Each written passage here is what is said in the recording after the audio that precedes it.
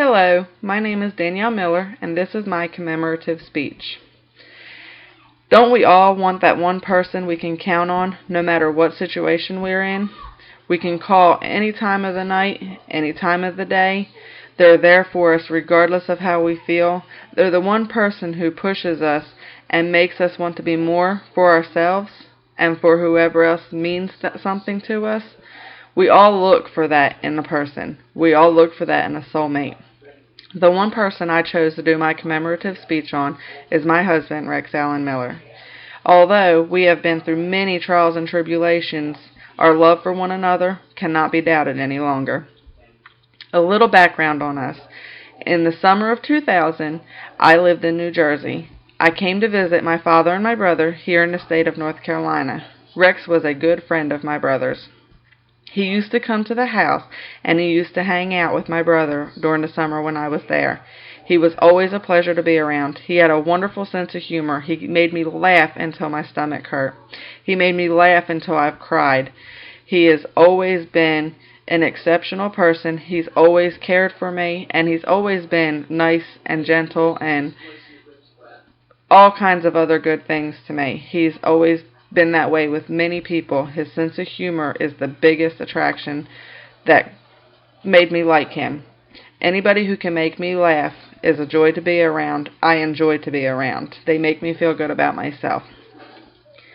In August of 2000, I convinced my mom to move to North Carolina. I moved down in August and stayed with family, and my mom moved down a few months after for us to live permanently in the state of North Carolina. I was a normal 16-year-old. I hung out with friends. I worked on the weekends for extra money to go spend on myself and whatever I wanted. I had no worries, no responsibilities, anything at all. I made good grades. My mom let me do what I wanted to do. In November of 2000, Rex asked me to be his girlfriend. That was the end of any fun times other than spending time with Rex. Our worlds revolved around one another. We didn't care if we spent time with anybody else. We didn't care if we spent time at home. We just wanted to spend time with each other. We went through junior proms. We went through senior proms. We went through our entire high school years as each other's boyfriend and girlfriend. We've had our breakups. We've had our back and forth, ups and downs. We've been on all kinds of roller coaster trips.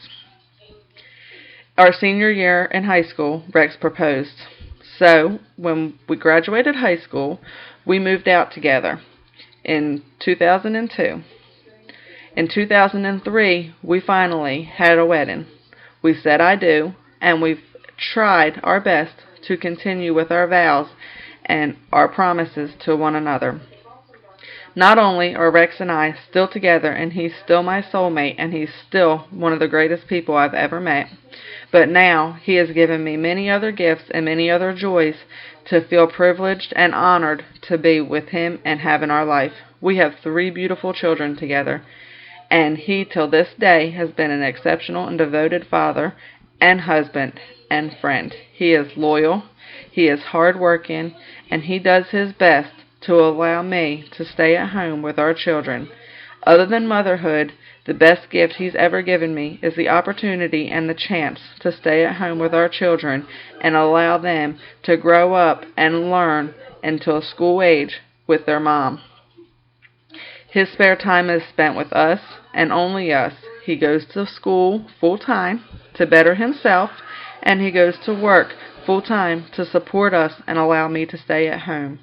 Rex Miller has always backed me, and he has always encouraged me, and he has always stood behind me in all of my decisions. He encourages me to continue my education, to get the degrees that I choose, and he encourages me to stay home as long as I want with our children and give them the best possible life that we can give them. In the economy today, that is a lot to ask of one person to be able to stay at home with your family. Rex does what he has to and will always continue to do what he has to.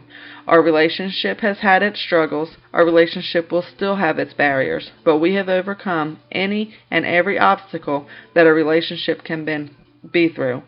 People doubted us. They told us that we were so young when we got together and we got married that there was no way we would ever make it. that we would destroy each other and that we would never become a family because we were so young that we have not really lived our life.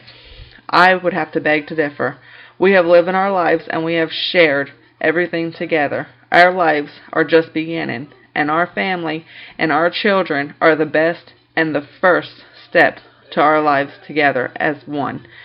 We united our vows. We chose to be together as one ourselves. Now we are one with our little family, and we will continue to be strong as long as we have love and we have each other. We are each other's soulmate. We are each other's rock, and I will always be here and love Rex for Rex. Rex is one of the people who has always loved me for me. He has never tried to change me, and he never will.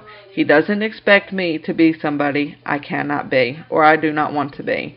He loves me for me. His love is unconditional for me and his children, and that is the reason that I chose to do this speech on Rex.